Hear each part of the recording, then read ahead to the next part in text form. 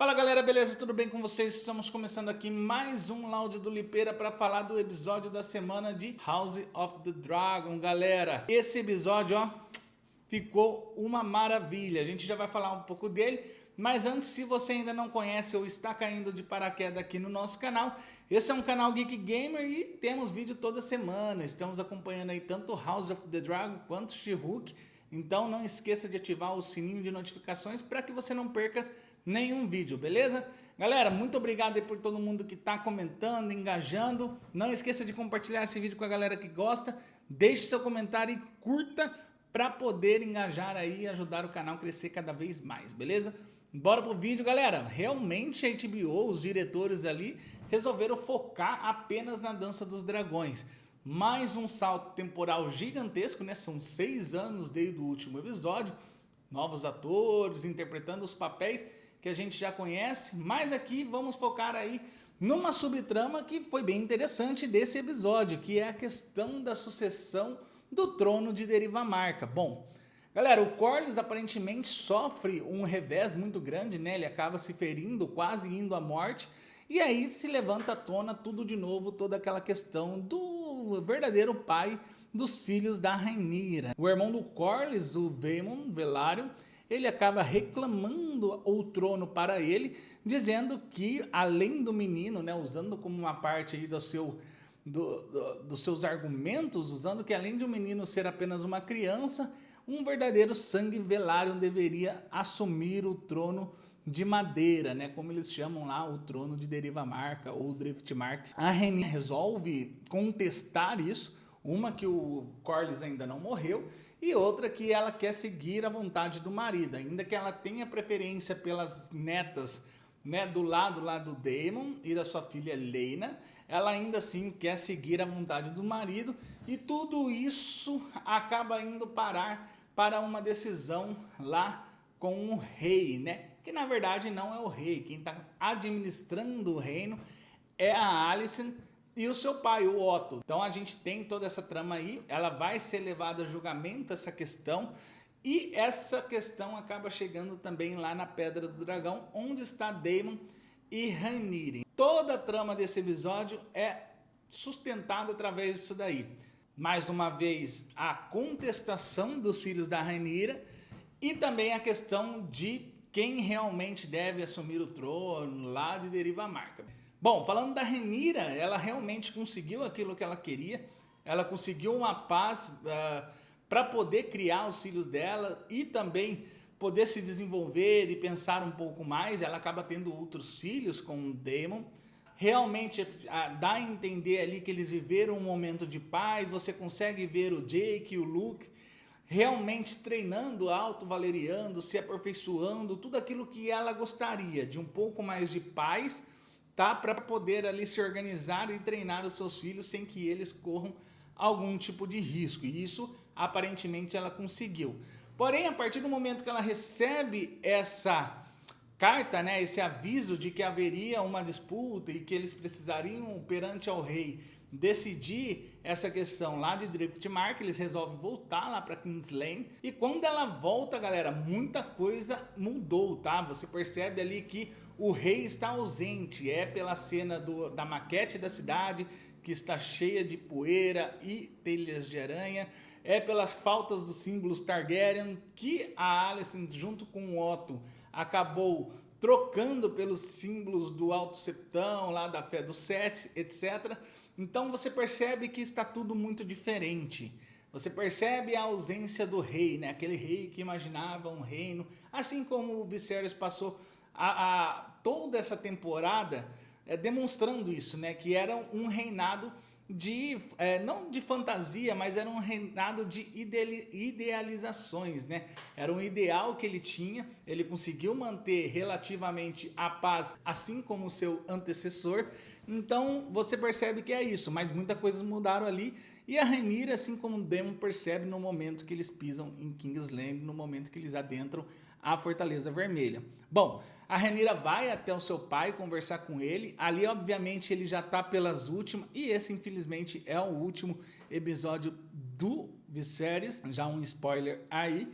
Mas galera, ele já tava, tipo assim, é até impressionante que ele viveu tantos anos, né? Conforme a doença dele avançava, ele foi ficando muito debilitado e ele foi só uma sombra do que um dia ele já foi. A partir do momento que eles têm uma conversa ali, a Rhaenyra apresenta os seus novos netos para ele. Aegon, sem criatividade nenhuma, né? Vai até gerar uma confusão nesse episódio.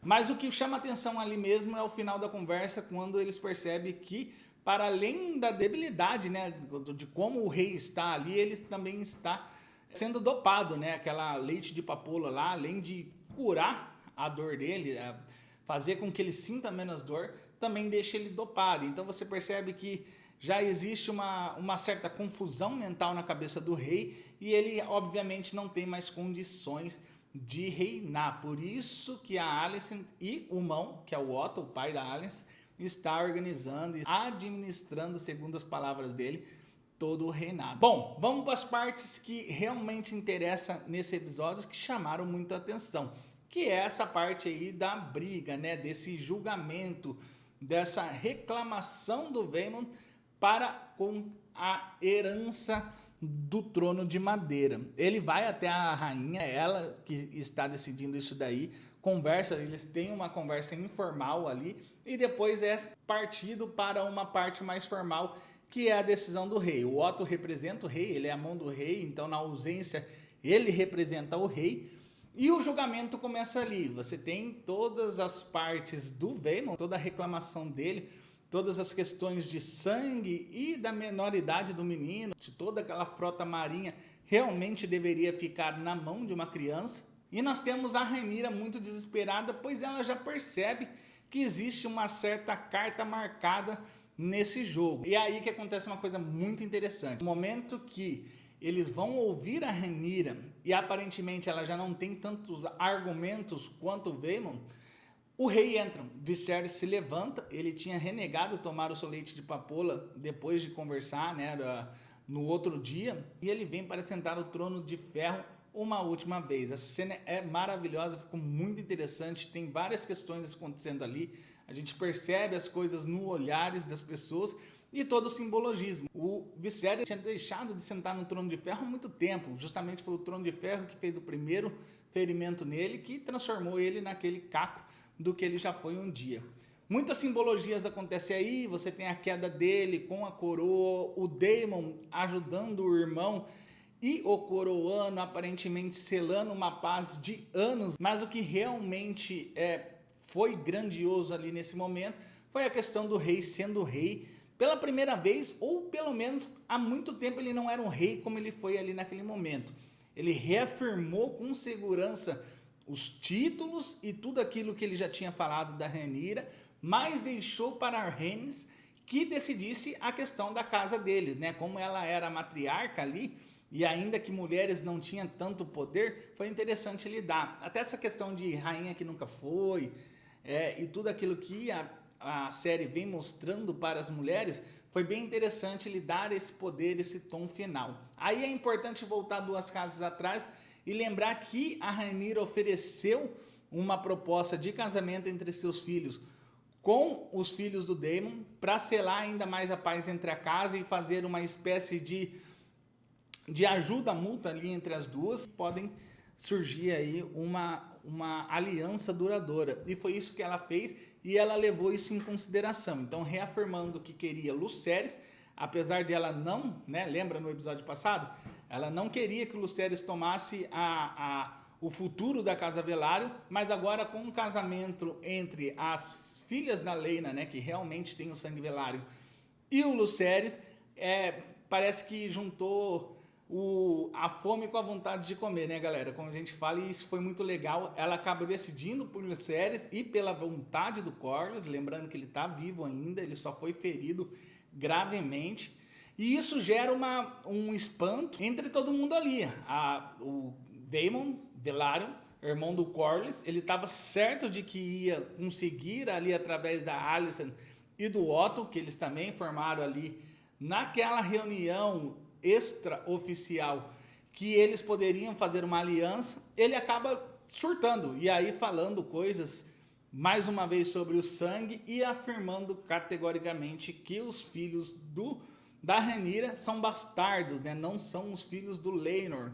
Então isso no episódio passado também já era passivo de punição com o corte da língua. Lembra que o Viserys falou? No próximo que falar terá a língua arrancada. Viserys demonstra a vontade de fazer isso, arrancar a adaga dele, aquela adaga que tem todo um contexto muito mais até de magia, etc.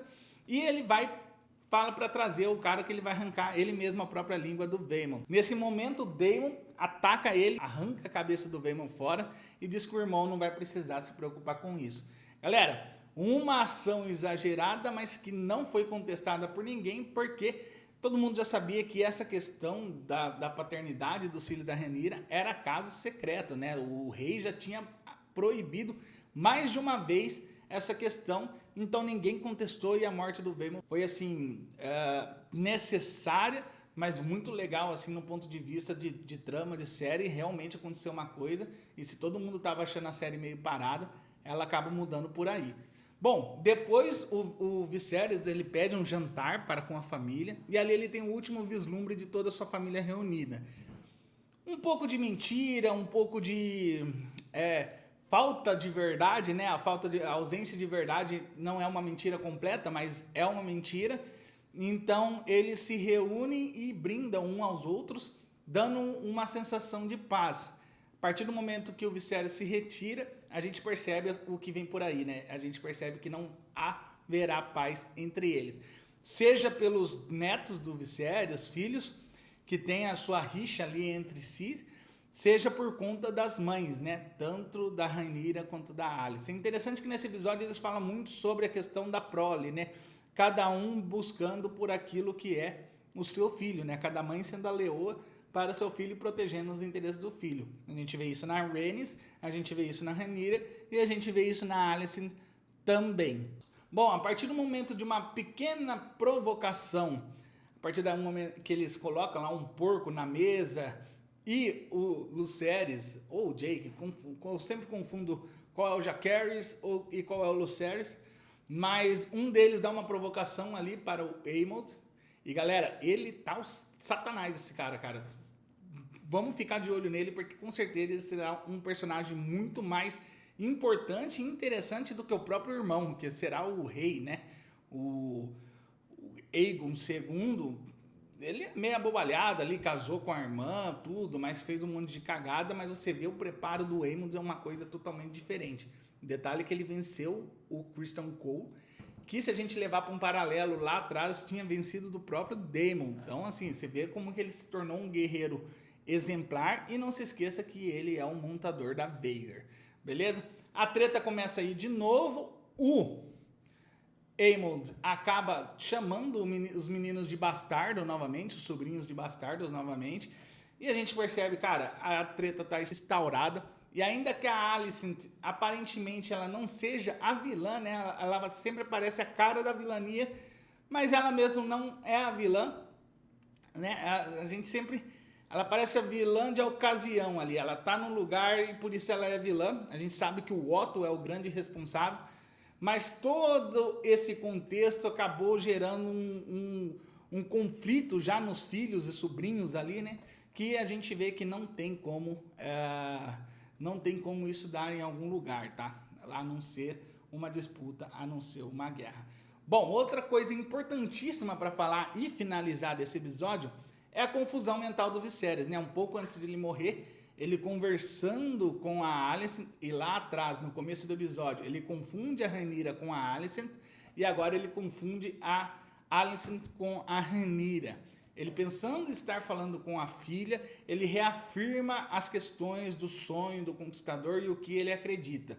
Então ele fala que o Aegon é o futuro, e o Aegon será o cara que vai unir todo o Westeros novamente depois das guerras, né? Ele acredita na questão da canção do Gelo e Fogo, que já foi explicado em outro episódio. Só que ele não fala que é a Rhaenyra, né? Ele acha que está falando com a Rhaenyra e a Alicent só está respondendo. E quando ele dá a entender que o Aegon será o cara que vai juntar toda o Extra, a Alicent pensa se tratar do filho dela. Então você vê que toda a questão da dança dos dragões também é mais uma questão de confusão, né? O Viserys não seria o Viserys se ele não arrumasse uma confusão antes de morrer. Então ele queria estar falando com a Rhaenyra, ele estava falando do Aegon, mas o filho da Rhaenyra, tá? O filho da Rhaenyra com o Daemon, e ela entende que seria o filho da... E a Alicent entende que seria o seu filho, né? O Aegon II e tem o Aegon III. Cara, muito interessante isso daí. Antes de como essas coisas vão acontecer, mas como a promessa já vem acontecendo, no próximo episódio a confusão com certeza será de um tamanho sem precedentes na história de Westeros. Beleza, galera? Deixa aqui nos comentários o que vocês acharam desse episódio, o que vocês acham que vai acontecer e qual que é a expectativa de vocês para com o Aemond. Galera, escuta o que eu tô te falando, esse cara vai ser casca grossa demais e ele vai causar muito ali nessa dança dos dragões. Provavelmente, eu não li os livros, sempre pesquiso algumas coisas para poder trazer um conteúdo de qualidade para vocês com informações mais certas, mas só de olhar para o Aemond a gente já vê que ele será o grande carrasco da turma aí nessa guerra, beleza? Deixem nos comentários aqui o que vocês acharam do episódio, o que vocês estão achando do acompanhamento da série. Esse daqui é o Laude do Lipeiro, seu canal Geek Gamer. Até a próxima e tchau!